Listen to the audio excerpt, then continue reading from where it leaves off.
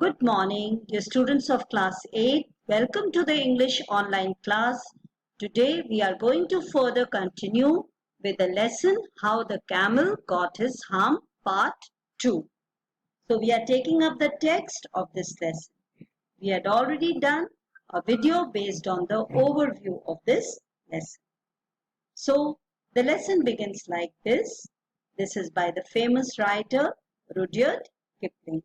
Let us first have a quick recap of the first part of the lesson. In the beginning, when the world was new and animals were just beginning to work for man, there was a camel who lived in the middle of the desert. And he didn't want to work. He used to just say hump. So when the first thing, Monday morning, the horse came with a saddle on his back, and he asked him to come and trot like the rest of the animals. But the camel refused and said only hump. Then the next person, the next animal to come to him was the dog with a stick in his mouth. And he said, "Come, O camel, fetch and carry like rest of us." But the camel only said, so the dog went away and he told the man. Now even ox came to him with a yoke on his neck, asked him to plow, but the camel only said, hump. So when the ox, dog, horse complained to the man called them.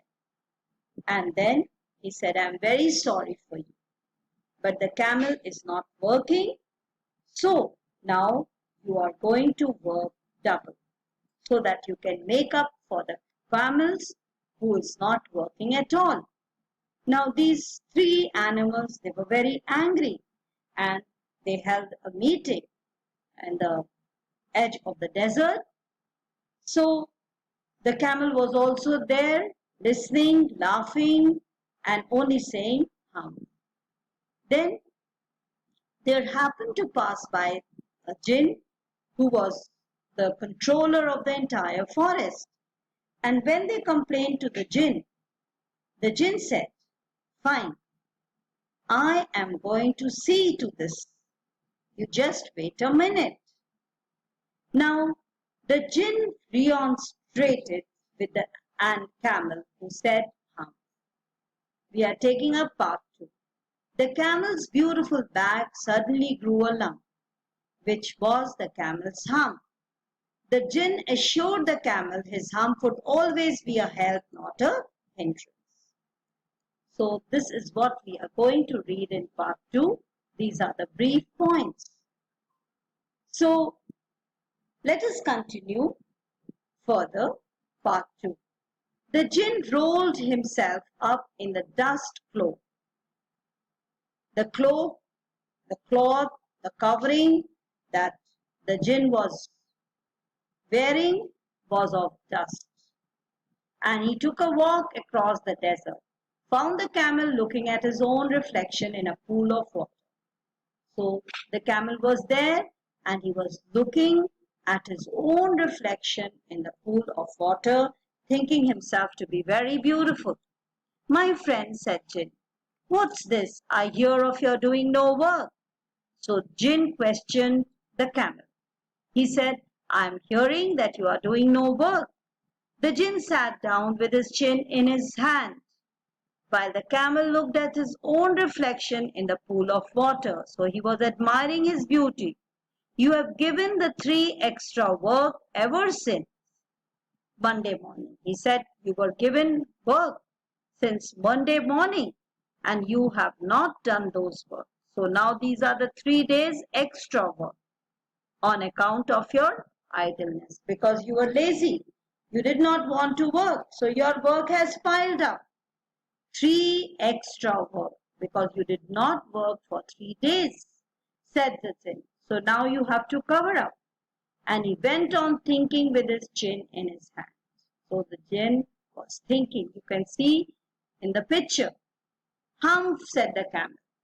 I shouldn't say that again if I were you, said the Jinn. You might say it once too often. I want you to work. So now the Jinn became strict. He said, I should not be saying this to you because uh, if you say harm too often, it is going to do you harm. And I want that you should work. And the camel said humph again. But no sooner had he said it than he saw his back that he was so proud of, puffing up and puffing up into a great hump. So he was looking at his reflection saying humph, and then he could see his reflection. The back that he was so proud of was puffing up, and a big hump was formed at his back. Do you see that? Said the Jinn. That's your very own hump that you have brought upon your own self by not working. So he said that this is a hump which has been formed on your back because of your own deeds, because you were not working. Today is Thursday, and you have done no work since Monday when the work began. Now you are going to work. So he said, it is Thursday, 3 days work you have not done, and now you have to start working. How can I, said the camel, with this hump on my back? So the camel said, how can I work? Because I have got a hump on my back. That has a purpose, said the Jinn. This hump that is formed has some meaning. All because you missed those 3 days. You will be able to work now for 3 days without eating because you can live on your hump. He said it is because it has a purpose. This hump that has been formed on your back because you have not done work for 3 days. Now, because of this hump, you are going to work for 3 days without food, without eating, because you can live on your hump. The extra storage would be on your hump. So you can live on your hump. And don't you ever say, I never did anything for you. Come out of the desert and go to the tree and behave. And now, don't say anything. Don't complain. Because I have given you hump on your back. And now you can go and you join the other animals and behave properly by working. And the camel went away to join the tree. The rest of the 3 animals, camel joined them. And from that day to this, the camel always wears a hump.